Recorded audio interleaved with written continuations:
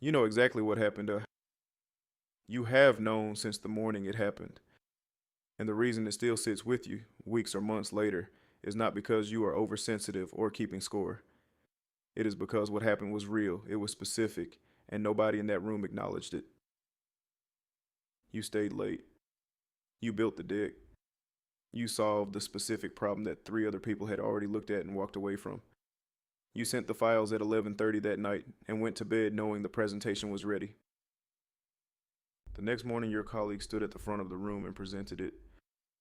Your slides, your analysis, your solution to the problem three people had already walked away from. And they presented it with the easy confidence of someone who had spent the night preparing something they understood completely. You watched from the third chair on the left. Oh, you watched them field questions about work you did. You watched them nod confidently and explain decisions you made. You watched the senior leadership smile at them and say, "Excellent work." And nobody looked at you once. 3 months later, at the quarterly review, that project gets cited as one of the team's biggest wins of the year. Your colleague's name is attached to it in the summary document. Their name in the presentation slide. Their name in the corridor conversation and that happened after the all hands meeting. Yours is not in any of them. And that is not bad luck. That is not your colleague being malicious. That is not even, strictly speaking, unfair in the sense of someone breaking a rule. That is a system operating exactly as it was designed to operate. And the system has been running this way reliably for your entire career, whether you noticed it or not. Until you understand how the credit system actually works and specifically how it differs from the contribution system you have been optimizing for, it will keep producing exactly this outcome. Not occasionally, reliably, every single time. We are taught from the very beginning of our working lives that credit is a natural outcome of contribution. Do the work, deliver the result. The credit follows. This is the foundational assumption behind every piece of advice about working hard, staying late, and letting your results speak for themselves. And it is one of the most expensive professional lies most people will ever believe. Credit is not a natural outcome of contribution. Credit is a separate system with its own mechanics, its own timing, and its own inputs. The people who consistently receive credit for their work are not always the people who did the most work. They are the people who understand how the credit system functions and who operate it deliberately alongside their actual work. Here's what the credit system actually runs on.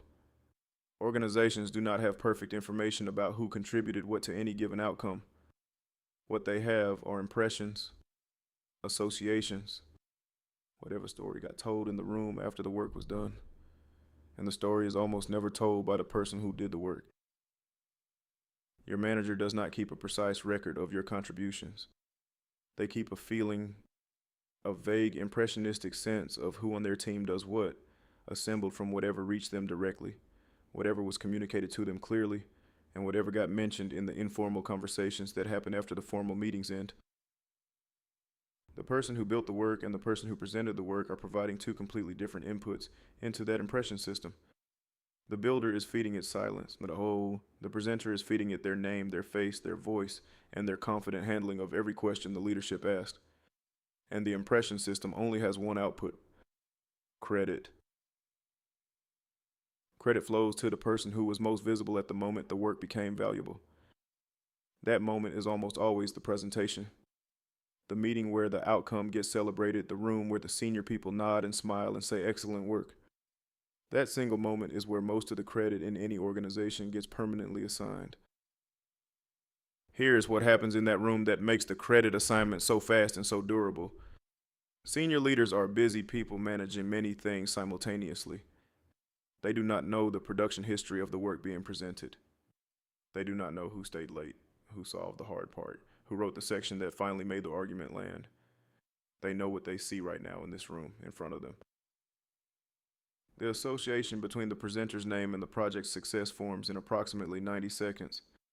Not because the leadership is careless or unfair, because that is how human memory works under time pressure and with incomplete information. You see a person presenting well, you associate that person with the outcome, and that association stays. And here is the most important thing to understand about that 90-second moment. You can be entirely right about fairness, completely correct that you did more work, solved harder problems, produced better output, and you can still lose all the credit. Being right about fairness and losing the credit at the same time is not a contradiction. It is just two different systems producing their respective outputs simultaneously. There are 5 specific moments in the life of any piece of work where credit gets captured or lost. Not in general, not approximately. 5 specific, identifiable moments that determine where the credit ends up. And most professionals, even very experienced ones, actively protect 0 of them. Moment 1, the presentation. This is the highest value credit moment and the most commonly lost. If you built the work and someone else is presenting it, your credit is being transferred in real time, one question answered at a time, one confident explanation at a time. Every minute of the presentation that passes without your voice in the room is a minute of credit moving to someone else. The fix for moment 1 is not to prevent your colleague from presenting. The fix is to be present, to speak, and to be named in that room. One sentence from you changes the attribution architecture. Your name said once by the presenter changes how everyone in the room encodes the project ownership. You do not need to take over the presentation. You need one moment in that room where your voice is attached to the work. It's moment 2, the follow-up communication. After every significant piece of work, someone sends a summary communication. That email, that message, that brief written record of what was done and what it achieved is a credit document. Whoever sends it first owns the narrative. Whatever framing they use in that communication becomes the institutional version of what happened. Moment 3, the stakeholder debrief. This is the most underestimated credit moment in professional life. After the meeting ends, in the corridor, at the coffee machine, in the message thread that starts 20 minutes later, the informal debrief happens. And this is where the names that get permanently attached to outcomes get cemented in a way that is far more durable than anything that happened in the formal meeting. The informal debrief is more powerful than the formal meeting for one specific reason. The formal meeting is on the record and everybody is performing to some degree. The informal debrief is where people say what they actually think, where associations get formed without the filter of the official context, and where the story that eventually becomes institutional memory gets its first draft. Moment 4, the team recognition. When a manager recognizes the team for a successful outcome in a meeting, in an all hands, in a message to the department, whose names they use is not random. It is based entirely on who they can recall with specificity at the moment they are writing or speaking. And who they can recall specifically is determined by who has been feeding the impression system throughout the project. Moment 5, the institutional memory. This is the moment that matters most for your long-term career, and the one that most people think about least. 3 months later, 6 months later, a year later, when someone mentions that project in a planning meeting or a hiring conversation or a performance review, whose name comes up is determined entirely by the story that was told in the days immediately after the work was done. If you were not in the story that got told in those first few days, you are not in the institutional memory of that project. And when the institutional memory comes up in a room you are not in a conversation about who should lead the next important project or who should be considered for the next promotion, your name is simply not in the story being told. 5 moments, most professionals protect 0 of them. Here is the uncomfortable truth about why talented and hardworking professionals consistently lose credit to people who contributed less. It is not because the system is rigged against them specifically. It is because the professional virtues that make someone excellent at their actual work are almost perfectly misaligned with the professional behaviors that capture credit. Modesty, collaboration, putting the team before yourself, letting the work speak for itself. These are genuinely admirable professional qualities. They are also credit liabilities in a system that assigns credit based on visibility and communication rather than contribution. And nobody told you that the system worked that way. The professional who says they just want to do good work and let the results speak is not wrong about their values. They are operating on an incorrect model of how results get heard. Results do not speak. Results get reported, interpreted, attributed, and filed into the institutional record by the people who communicate most effectively around them. If you are not one of those people, your results speak into a room with nobody listening. The credit gap between you and your colleague is not a talent gap. It is not a quality gap. It is an information gap. They are doing something you are not doing. And once you understand what it is, you can do it too, without becoming someone you are not, without inflating your contribution, and without compromising the standards that make you good at your work. Adjustment 1. Own the summary. After every significant piece of work before anyone else sends a communication, you send a brief professional summary to your manager and the relevant stakeholders. 3 to 5 sentences that, what was done, what the outcome was, what your specific role in it was. Factual tone, no performance, no self-promotion language. Just a time-stamped professional record that positions you as the narrator of your own work. Why does sending it first matter so much? Because the first communication about any outcome establishes the frame through which all subsequent communications get interpreted. If your colleague sends their summary first, the narrative is already established before your email arrives. Your version becomes a footnote to their version. If you send first, your framing is the foundation that everything else gets built on top of. Adjustment 2. Speak in the room. If someone else is presenting work you contributed to, prepare one point in advance that only you can make. A decision you drove, a problem you solved, a specific insight the analysis produced that would not have been found without your approach. Prepare it before the meeting. When the moment arrives, make it. One contribution from you in that room is worth more to your credit balance than the entire deck you built the night before. Adjustment 3. Name yourself in the debrief. In the informal conversation after the meeting, include yourself in the narrative naturally and precisely. The phrase "we got there because of the analysis from last week" becomes "I ran the analysis that identified the gap." That is not arrogance. That is accuracy. And the distinction between arrogance and accuracy in these conversations is exactly the difference between self-promotion and professional communication. Adjustment 4. Build a paper trail. Every piece of positive feedback you receive about your work, whether verbal in a meeting, written in a message, or implied in a strong outcome, convert it to writing within 24 hours. A brief follow-up message is all it takes. Thanks for the feedback on the Henderson project. Glad the analysis was useful. That message now exists as a time-stamped record that links your name to the positive outcome and cannot be quietly forgotten when the project comes up in rooms you are not in.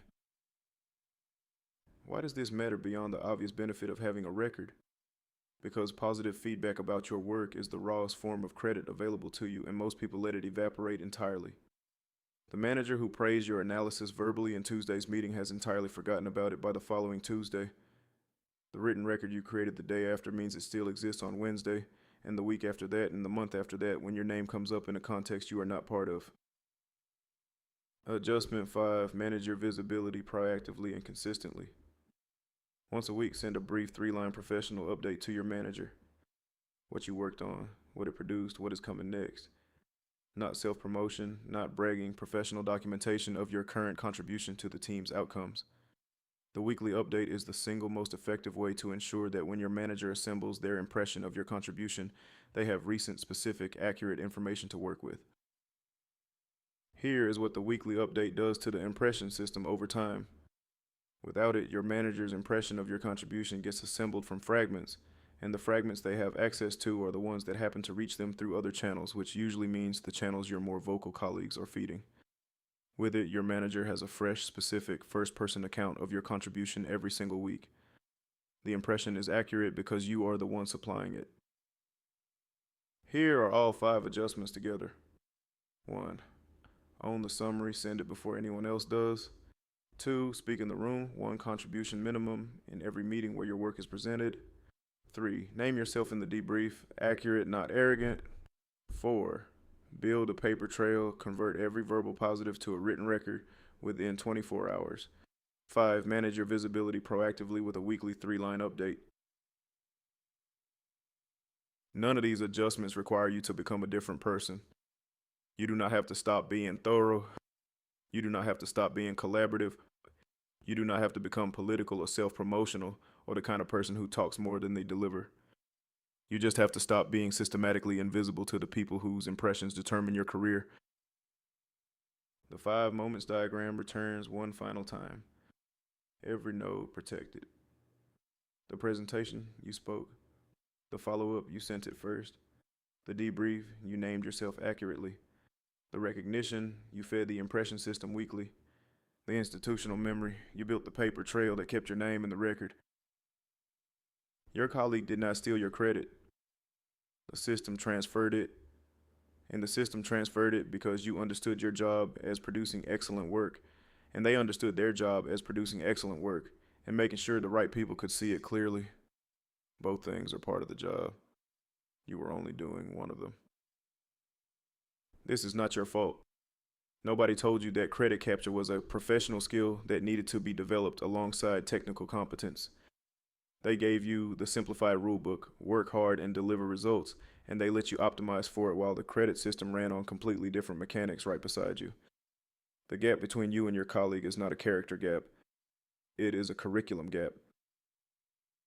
The work was always good enough. It always will be. The only thing that needed to change was making sure the people who matter could see it clearly. In the room where it gets presented. In the record that gets built after it is delivered. In the story that gets told in the days after the meeting ends. Because you did the work, it is time for everyone to know it.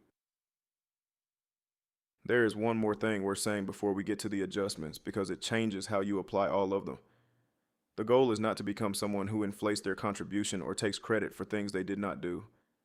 The goal is to stop systematically underreporting what you actually did.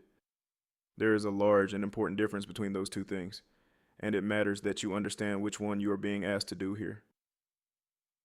Every single adjustment in this video is about accuracy, not exaggeration. Sending the summary first is accurate.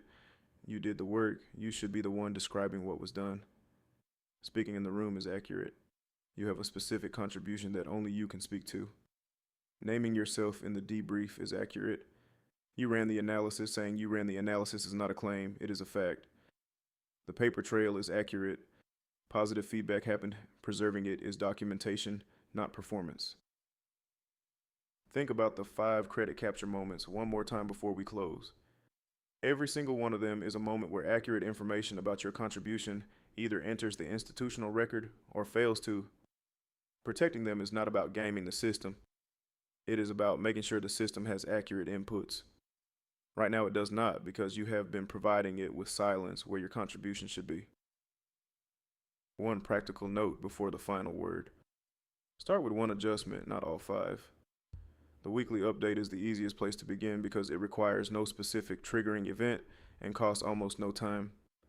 3 lines once a week to your manager.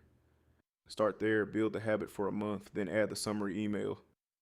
The adjustments compound over time, but only if you actually implement them rather than treating them as a list you read and then forget.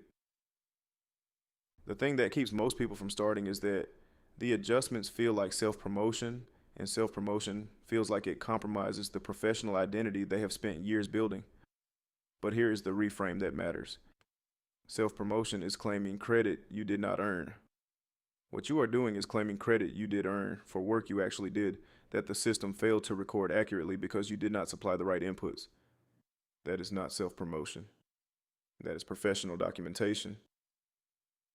Subscribe if this gave you language for something you have been living for a while. And send this to the person who built the deck that someone else presented last quarter, because they deserve to hear this before it happens again. I will see you in the next one.